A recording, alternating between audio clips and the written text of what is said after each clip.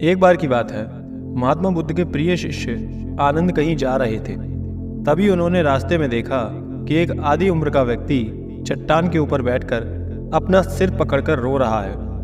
आनंद उस व्यक्ति को देखकर वहीं रुक जाते हैं और उसके पास जाकर के पूछते हैं कि क्या हुआ बनते। तब व्यक्ति कहता है कि मैं पास के ही नगर में रहता हूँ और एक व्यापारी हूँ, लेकिन मैं इतना अभागा हूँ कि मैं कोई भी काम करता हूँ तो उसमें हमेशा ही मुझे असफलता ही देखने को मिलती है। मैंने अपने व्यापार के चक्कर में अपनी पत्नी और माँ के गहने तक को गंवा दिया। मैंने जो भी काम किया वो सब कुछ खराब हो जाता है, यहाँ तक कि अब तो मेरा घर और खेत भी गिरवी रखा हुआ है। मुझे तो लगता है कि मेरी किस्मत ही खराब है। ये सुनकर आनंद ने पूछा कि तुम ये कैसे कह सकते हो कि तुम्हारी किस्मत खराब है? ज़रा मुझे भी तो बताओ कि तुम्हारी किस्मत कैसे खराब है। तब वो व्यक्ति कहता है कि जब मैं खेती करता था उसमें हर साल कुछ न कुछ मुझे दिक्कत का सामना करना ही पड़ता था। कभी फसल खराब हो जाती, कभी सूखा पड़ जाता, कभी बहुत ज़्यादा बारिश हो जाती, तो कभी मेरे पशु ही बीमार पड़ जाते, तो कभी कीड़े मकोड़े ही मेरी फसल को खराब कर देते।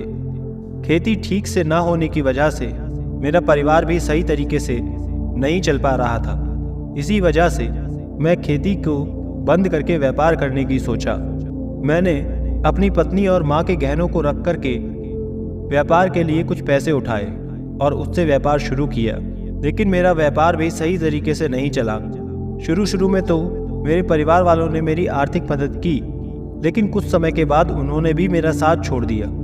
अब तो वो मुझे देखकर नज़रें तक फेर लेते हैं और मेरे जो भी हालात हैं उन सब के लिए मुझे ही दोषी मानते हैं। अब तो मुझे मेरा जीवन ही व्यर्थ लगने लगा है।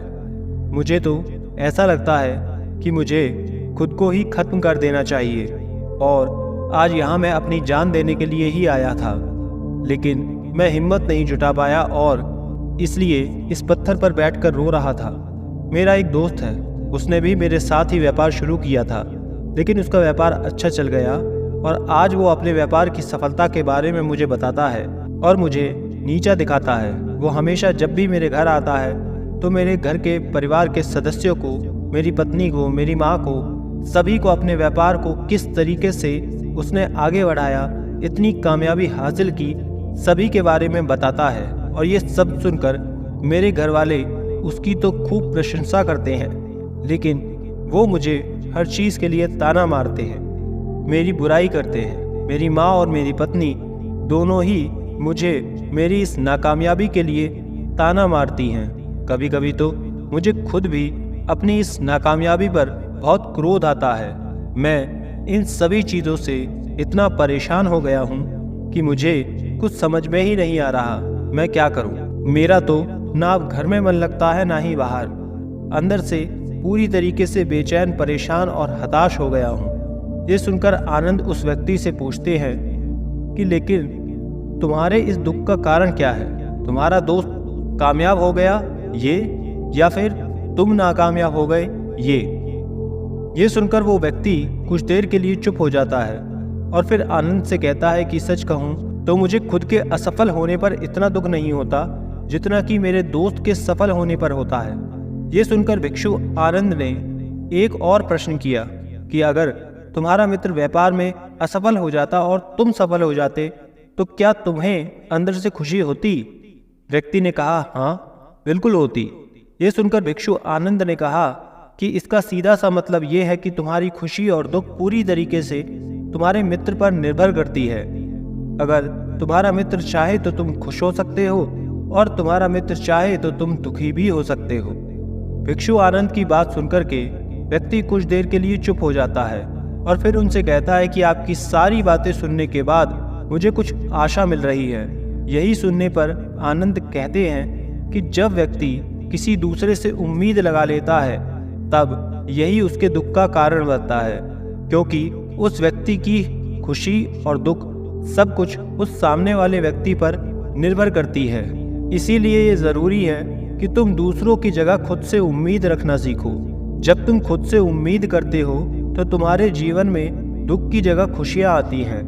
जिस दिन तुम खुद से उम्मीद करना सीख जाओगे और पूरी ईमानदारी के साथ अपने सारे कार्य करने लगोगे तब देखना कि तुम्हें सफलता एक दिन जरूर मिलेगी।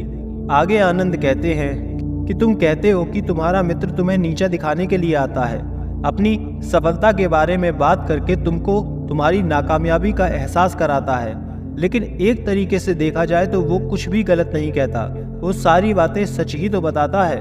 उसके जीवन में जो भी उसने संघर्ष देखे हैं, जो भी अनुभव किया, वो उसी के बारे में तुमको बताता है, जिसे सुनकर तुम उसका फायदा उठा सकते हो। तुम तो भाग्यशाली हो कि तुम उसके अनुभवों से सीख करके बहुत कुछ सीख सकते हो, ताकि तुम जब वो काम करो तो तुमसे वो गलती ना हो जो उसने अपने समय पर की थी। सामने वाले का सुनाया गया अनुभव कभी भी आपके लिए खराब नहीं होता, वो आपको सही तरीके से चलना ही सिखाता है। जब तुम ईमानदारी से सच्चे मन से अपने काम के प्रति निष्ठा रखते हो और मेहनत करते जाते हो, तब एक ना एक दिन ये निश्चित है कि तुमको सफलता जरूर मिलती है। आज जिस समय को तुम बुरा कह रहे हो, कोस रहे हो, कल ये समय बदल जाएगा। तुम्हारा यही बुरा समय अच्छा बन जाएगा, और जब तुम्हारा अच्छा समय आ जाएगा तब तुम देखना कि तुम्हारा मित्र तुम्हें अपनी सफलताओं की कहानी नहीं सुनाएगा, बल्कि अपनी आज की असफलता और अपने दुख को तुमसे कहेगा, ताकि तुम उसकी बातें सुनकर भटक जाओ, जो तुम्हारा आत्मविश्वास भी कम हो जाए और तुम गलती करके वापस से नीचे गिर जाओ। लेकिन उस समय वो तुम्हें भ्रमित तो करना चाहेगा, लेकिन तुमको भ्रमित नहीं होना है। तुम्हें सही निर्णय लेने हैं, अपनी बुद्धि का सही जगह पर इस्तेमाल करना है। जिस तरह तुम्हारा मित्र तुम्हें आज दुखी करने आता है, इस तरह वो कल भी तुमको दुखी करने ही आएगा। जिस तरह उसे दुखी देखकर तुमको अच्छा लगता है, उसी तरीके से तुम्हें दुखी देख करके उसे अच्छा लगता है। ये सब सुनकर व्यक्ति कहता है कि आपकी बात बिल्कुल सही है गुरुदेव, लेकिन मेरे दुख का कारण बड़ा है कि मेरा जो परिवार है वो भी उसी की तरह उसी की बातों को बोलते हैं। वास्तविकता में तो मैं उनका अच्छा ही चाहता था, मैं उनको एक अच्छा जीवन देना चाहता था, उन्हें खुश रखना चाहता था, लेकिन उन्होंने भी मेरी भावनाओं को नहीं समझा और मुझे ही दोषी और मुझे ही गलत समझा, और आज वो मेरे साथ भी नहीं है। इस पर भिक्षु आनंद ने उसे समझाते हुए कहा कि हम हमेशा चाहते हैं कि हम जो काम करते हैं लोग उसकी बढ़ाई करें और प्रशंसा करें, लेकिन हर बार ऐसा हो ये संभव नहीं है। हम चाहते हैं कि लोग हमारे प्रयासों की, हमारी मेहनत की तारीफ करें, लेकिन वो ऐसा नहीं करते, और तब हम उस स्थिति में बहुत ज़्यादा निराश हो जाते हैं और हमें लगने लगता है कि वो हमारे खिलाफ है, और हमें लगने लगता है कि हमारे जो मित्र हैं, रिश्तेदार हैं, सभी लोग स्वार्थी हैं, कोई अपना नहीं है।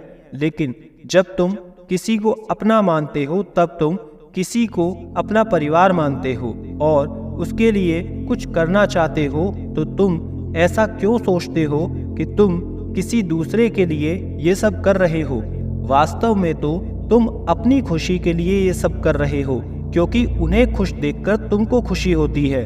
अगर ऐसा करते समय तुम मान कर के चलते हो कि तुम दूसरों के लिए कुछ कर रहे हो, तो तुम दुखी रहोगे। लेकिन अगर तुमको लगता है कि तुम स्वयं के लिए कुछ कर रहे हो, तो तुम हमेशा खुश रहोगे, क्योंकि जब हम स्वयं के लिए कुछ करते हैं या कुछ करना चाहते हैं, तब हमें किसी सांत्वना की जरूरत नहीं पड़ती। भिक्षु आनंद की बातें सुनकर के उस व्यक्ति के चेहरे के भाव पूरी तरीके से बदल गए।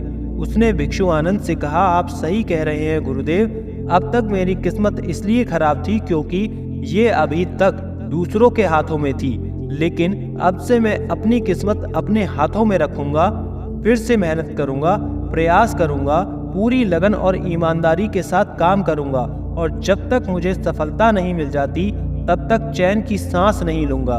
उस व्यक्ति की ये बातें सुनकर के भिक्षु आनंद मुस्कुराए और अपने पास से उस व्यक्ति को एक डिबिया देते हुए कहते हैं कि इस डिबिया को तुम अपने पास ही रखना और उस समय खोलना जब तुम्हें तुम्हारे सामने कोई रास्ता नजर ना आए। जब तुम्हें ये लगने लगे कि अब मेरे पास कोई रास्ता नहीं है, तुम्हें कुछ समझ में ना आए, तुम चारों तरफ से जब हार के प्रयास करके थक जाओ, तुम्हें जब लगने लगे कि सब कुछ व्यर्थ है, ये जीवन व्यर्थ है, उस दिन तुम इस डिबिया को खोलना। व्यक्ति ने उस डिबिया को भिक्षु आनंद से लिया और उन्हें धन्यवाद करके वहां से चला गया। घर जाने के बाद उसने वापस से सोचा और अपनी मेहनत के साथ फिर से अपने व्यापार पर काम करना शुरू किया। उसने बहुत मेहनत की और एक बार फिर से अपने व्यापार को एक नया मार्ग दिखाया और इस बार वो सफल भी हो गया। सब कुछ बहुत अच्छा चल रहा था। वो बहुत ही कम समय में बहुत ही अच्छा और बड़ा व्यापारी बन गया। उसके जीवन में खूब सारी खुशहाली आ गई और अब उसके परिवार वाले भी उसके साथ आ गए थे। सब कुछ उसके जीवन में अच्छा चल रहा था, लेकिन समय और किस्मत का खेल को आज तक ना तो कोई समझ पाया है और ना ही समझ पाएगा। समय बदलते समय नहीं लगता। एक बार फिर उस व्यक्ति के जीवन में बदलाव आया। कुछ समय बाद उस व्यक्ति के नगर पर किसी डाकू ने हमला कर दिया और उसके सारे घर पर, सब कुछ पर, नगर पर अपना कब्जा कर लिया। उस व्यक्ति ने जैसे तैसे अपने परिवार को वहां से निकाला और उनकी जान को बचाया। वो दूसरी तरफ चला गया। बहुत दिनों तक वो व्यक्ति और उसका परिवार इधर उधर भटक रहे थे। वो लोग दाने दाने के लिए तरसने लगे थे। उस व्यक्ति का बच्चा भी अब बीमार पड़ गया था। उसका बेटा बीमारी से तड़प रहा था, लेकिन उसके पास ना तो अब पैसा था, ना ही कोई सहारा कि वो उसका अच्छे से इलाज करवा सके। व्यक्ति बहुत ज़्यादा परेशान था। उसके पास 1 रुपए भी नहीं थे। वो दाने दाने के लिए और पैसे पैसे के लिए तरस रहा था और ऐसी स्थिति में वो व्यक्ति एक बार फिर से निराशा से घिर गया। वो बहुत ज़्यादा परेशान और चिंता और तनाव में डूब गया। उसे फिर अपना जीवन एकदम से व्यर्थ लगने लगा। उसे महसूस होने लगा कि उसके जीवन में कुछ भी अच्छा नहीं हो सकता। उसका जीवन सिर्फ दुख और दुख से ही भरा हुआ है। उसे कोई रास्ता नजर नहीं आ रहा था कि अब वो क्या करे। जब उसे कुछ समझ में नहीं आ रहा था, तभी उसकी नज़र भिक्षु आनंद के द्वारा दी गई डिबिया पर पड़ती है। वो बहुत ही खुशी से उस डिबिया को खोलता है, ये सोचकर कि शायद इसमें कुछ सोना चांदी निकल आए। वो जैसे ही उस डिबिया को खोलता है तो देखता है कि उसमें एक पर्ची रखी हुई है। वो उस पर्ची को लेकर पढ़ने के लिए खोलता है। जैसे ही वो उस पर्ची को पढ़ता है, उसके अंदर निराशा एकदम छट जाती है, हट जाती है और एक अलग ही मुस्कान उसके मुख पर आ जाती है और उसको अंदर से बहुत ज़्यादा हिम्मत मिलती है। दरअसल उस पर्ची पर लिखा हुआ था कि ये वक्त भी गुजर जाएगा और एक बार फिर उस भिक्षु आनंद की सारी बातें उसे याद आ गईं। वो समझ गया था कि ये जीवन है और जीवन में उतार चढ़ाव लगा ही रहता है। समय के खेल को कोई नहीं समझ सकता। समय कब किसका बदल जाए ये बात कोई नहीं जानता। अगर समय आज बुरा है तो कल अच्छा भी होगा। इसलिए ये ज़रूरी है कि हम अपने आत्मविश्वास को हमेशा बनाए रखें और हर परिस्थिति में सिर्फ मुस्कुराएं। घबराने और डरने की जगह निराश होने से कुछ नहीं होगा।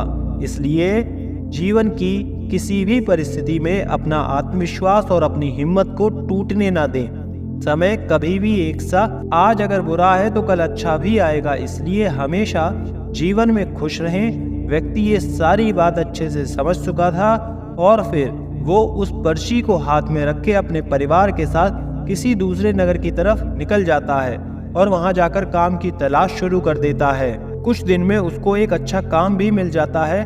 धीरे धीरे वो अपने काम के सहारे कुछ पैसे कमाता है और अपने पत्नी और बच्चों के लिए एक छत का इंतजाम करके उसका इलाज शुरू करवा देता है। और कुछ समय जब बीत जाता है, फिर उसका जो कठिन समय था वो धीरे धीरे ठीक हो जाता है और वो वापस से अपने जीवन में सुखी हो जाता है। इस पूरी स्थिति में एक बात जो वो अच्छे से समझ जाता है कि ये जीवन में दुख सुख आता ही रहता है। इंसान को कभी भी निराश नहीं होना चाहिए और इसी बात के साथ और अनुभव के साथ वो अपने जीवन की एक अच्छी और नई शुरुआत करता है। नमो बुद्धाय।